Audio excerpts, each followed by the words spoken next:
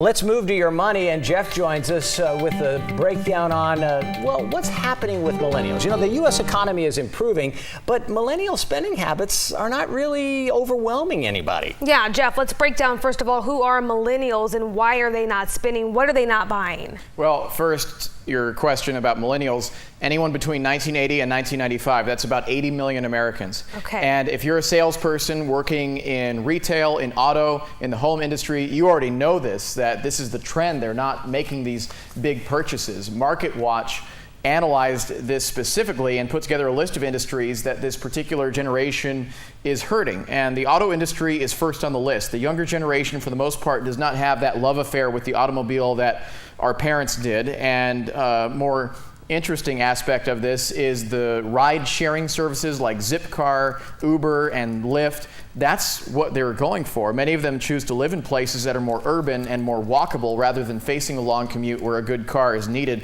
Cable TV is another one that's hurting because the trend among this group is to ditch cable and go for a cheap streaming service like Apple TV or Netflix, or just find entertainment on YouTube. Brick and mortar retail could really be in trouble as long as millennials continue to pursue e-commerce and find clothing online. And let's not forget about children and how birth rates are dropping all over the U.S. I haven't really made up my decision as to whether or not I want to have kids.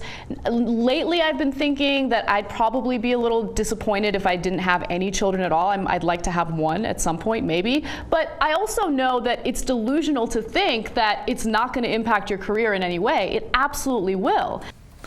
And another industry that's hurting is home building. As I mentioned, millennials are hesitant to take on a mortgage payment, which continues to put a drag on any housing recovery. And last on the list is soft drinks. And that's not because of cost. It's because there's been a huge initiative as of late to fight childhood obesity, and there are healthier alternatives that the millennial generation pursues. It's an interesting group, guys. Right. Well, things are changing. Times are changing now. Thank you, Jeff. Sure.